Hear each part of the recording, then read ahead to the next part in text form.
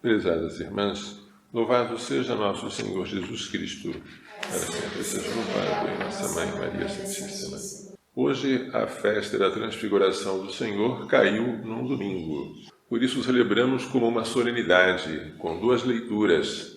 A primeira leitura é tirada do livro do profeta Daniel. Daniel teve uma visão de vários animais, de vários monstros, um sucedendo-se ao outro, que eram vários impérios. Por fim, um dos animais tem um chifre. Esse chifre é o rei Antíoco Epífanes, que persegue os judeus. Mas depois aparece alguém que não é animal, bem diferente daqueles monstros, daqueles reinos que passam, alguém que recebe um poder eterno, que não será tirado, um reino que não será destruído. Quem é? É alguém chamado Filho do Homem. Filho do Homem significa homem na sua fragilidade, no seu aspecto frágil. Daniel estava olhando e foram colocados tronos, e uma ancião de muitos dias, que é Deus, o Eterno, tomou lugar. Sua veste era branca como a neve e os cabelos de sua cabeça como lã pura, e seu trono eram chamas de fogo. E as rodas do trono como fogo em brasa. É a majestade de Deus sentado no seu trono. Derramava-se um rio de fogo que nascia dele. Serviam-no milhares e milhares, miríades e miríades. Eram os anjos assistindo o Senhor, o Deus eterno que está sentado no trono. Foi instalado o tribunal e os livros foram abertos. É agora o dia do julgamento. Os livros são os autos do processo, onde estão inscritas as obras dos homens, boas ou más. Continuei insistindo na visão noturna, e eis que entre as nuvens do céu vinha um como filho de homem, aproximando-se do ancião de muitos dias, e foi conduzido à sua presença. Portanto, este Filho do Homem vem das nuvens e é conduzido à presença do ancião de muitos dias. Mas ele é homem frágil, mas ele agora está no nível de Deus. A este Filho do Homem foram dados poder, glória, realeza. Todos os povos, nações e línguas o serviam. Seu poder é um poder eterno e o seu reino não se dissolverá. Este rei que virá no fim dos tempos para julgar é ao mesmo tempo homem e Deus. Como homem ele é frágil, ele morreu. Como Deus ele ressuscitou e se sentou à direita do Pai. E de novo ele voltará para julgar os vivos e os mortos. E voltará glorioso, voltará com a mesma glória do Pai. Esta glória foi revelada por Jesus antes da sua morte, depois de Jesus dizer que era preciso que ele sofresse muito, fosse entregue nas mãos dos homens, fosse escarnecido, flagelado, morresse e ao terceiro dia ressuscitasse, ele resolveu dar aos discípulos um antegozo, uma pré-visão do que seria a sua glória depois da ressurreição, para que eles não ficassem escandalizados de ver Jesus tão desfigurado na cruz, tão desfigurado que nem sequer parecia um homem. Todos viravam o rosto a olhar para ele. Jesus deu a sua visão de transfigurado na glória. Foi uma visão passageira, mas serviu para fortalecer a fé dos discípulos. São Pedro estava lá, e ele diz na sua segunda carta, que é a segunda leitura: não foi seguindo fábulas habilmente inventadas que vos demos a conhecer o poder e a vinda de nosso Senhor Jesus Cristo, mas sim por termos sido testemunhas oculares de sua majestade. Ele viu com seus olhos a majestade de Cristo. Efetivamente, ele recebeu honra e glória da parte do Pai, quando do seio da esplêndida glória se fez ouvir aquela voz que dizia: este é o meu Filho amado, no qual ponho o meu bem-querer. Esta voz, São Pedro continua, nós a ouvimos vinda do céu quando estávamos com ele no Monte Santo. Pedro, Tiago e João estavam lá. Então aquilo que Pedro ensina não é uma invenção da sua imaginação, mas é uma verdade da qual ele foi testemunha. E assim se tornou ainda mais firme a palavra da profecia, que fazeis bem em ter diante dos olhos, como lâmpada que brilha em lugar escuro, até clarear o dia e levantar-se a estrela da manhã em vossos corações. Por enquanto, nós não estamos na glória, mas na graça. Nós não estamos na visão, mas na fé. E porque nós não vemos a Deus face a face, nós temos que usar de lâmpadas. Essas lâmpadas são as palavras dos profetas, são os livros da Bíblia, são as Escrituras. Elas são lâmpadas que brilham em um lugar escuro, até que surja a estrela da manhã em nossos corações, até que o dia se clareie. Porque toda a Escritura é de inspiração divina. Foram homens inspirados pelo Espírito Santo que falaram da parte de Deus.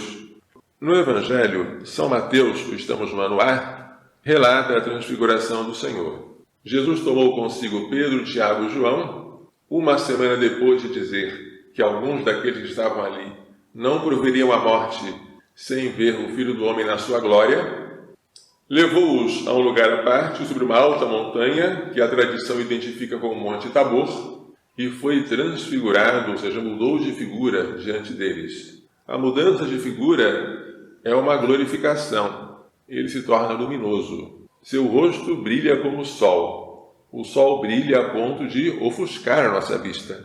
E suas vestes brancas como a luz. E aparecem dois personagens, Moisés e Elias, um de cada lado, conversando com Jesus. São Lucas diz que eles conversavam sobre o que iria acontecer em Jerusalém, sobre a sua paixão. Moisés e Elias são personagens especiais. A Escritura não diz quem foi o pai e a mãe de Moisés. O nome dos pais de Moisés não sabemos. Também não sabemos o pai e a mãe de Elias. Moisés morreu, mas ninguém sabe onde foi sepultado o seu corpo. Morreu enquanto estava no Monte Nebo, avistando a terra de Canaã. E quanto a Elias? Elias subiu aos céus arrebatado num carro de fogo, com cavalos de fogo. Esses dois personagens têm uma origem misteriosa e um fim misterioso. Moisés foi aquele que nos deu a lei, e Elias foi aquele que nos deu a profecia. Moisés e Elias representam a lei e os profetas, conversam com Jesus, porque tudo aquilo que Moisés legislou e que os profetas anunciaram, converge para Cristo. O Antigo Testamento inteiro está esperando a vinda de Cristo e apontando para Ele. Agora que Cristo já veio, Moisés e Elias conversam com Jesus. Pedro fica extasiado. É bom, Senhor, estarmos aqui.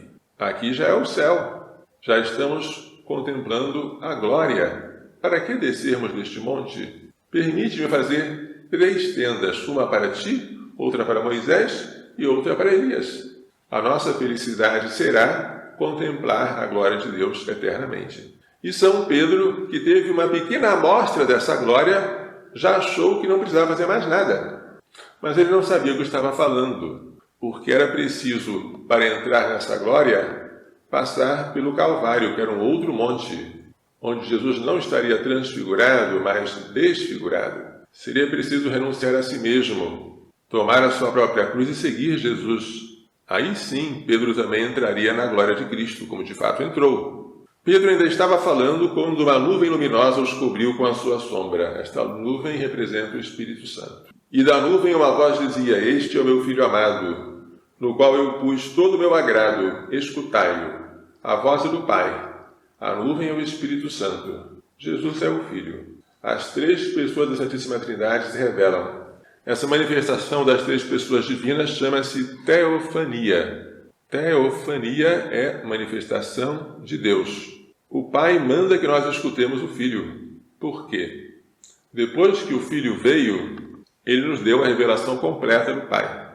Não se deve mais esperar nenhuma outra revelação pública, a não ser aquela que se completou com a morte dos últimos apóstolos e que compõe o Novo Testamento. Em Cristo está contida a lei, estão contidos os profetas, e Jesus veio levar o Antigo Testamento à perfeição, à consumação. Quando ouviram a voz do Pai mandando escutar o Filho, os discípulos ficaram muito assustados e caíram com o rosto em terra. Jesus se aproximou, tocou nele e disse: levantai-vos, não tenhais medo.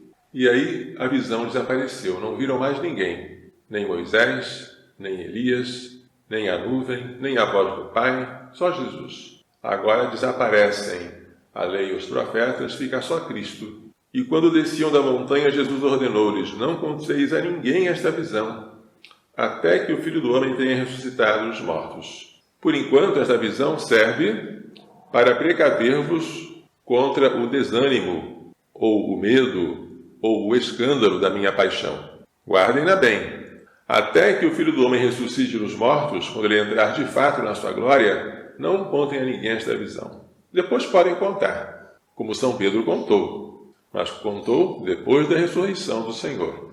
Esta transfiguração de Jesus em luz lembra a nossa glorificação. Nós entraremos na glória com Ele. A nossa alma será glorificada pela visão de Deus. E o nosso corpo será glorificado como o dele. Um corpo esplêndido, luminoso e brilhante. Um corpo capaz de atravessar as paredes. Um corpo que não precisará mais de se alimentar. Um corpo que será um corpo verdadeiro, corpóreo, físico, como o nosso, mas glorificado. Sem sofrimento, sem cansaço, sem morte. É isso que nos espera. A ressurreição de Lázaro, do filho da viúva de Naim e da filha de Jairo foram milagres pequenos em comparação com a ressurreição que nos esperam. Eles tiveram apenas um prolongamento da vida mortal e depois morreram. Mas a ressurreição do último dia, esta será uma glorificação definitiva e eterna. Isso serve também para lembrar a sacralidade do nosso corpo. Nós não somos um amontoado de células, tecidos e funções. Não. Nosso corpo está unido à nossa alma espiritual e imortal. Está destinado à ressurreição. Ele já entra em contato com o corpo glorioso de Cristo na comunhão eucarística. Portanto, ele não pode ser comprado nem vendido. Não se pode vender o corpo com o pecado da prostituição, nem se pode vender partes do corpo. Você pode doar órgãos, jamais vender, porque o seu corpo é parte da sua pessoa, e a pessoa não se vende, a pessoa se doa. O valor que o nosso corpo tem exige que cuidemos dele. Cuidemos de maneira sóbria, mas cuidemos da sua saúde. O valor que tem o nosso corpo exige que cuidemos dele também pela castidade, pela modéstia. E quando observamos no final da Bíblia, no Apocalipse, aquela mulher vestida de sol, que é Maria, percebemos como é grande a glória reservada a ela, já presente, e aquela que será reservada a nós, futuramente. Mas nenhum de nós entra no céu sem antes passar pela grande tribulação. Se estamos aqui, estamos para sofrer com Cristo, para depois entrarmos na sua glória. Esta vida sobre a terra é um combate, dizia o livro de Jó.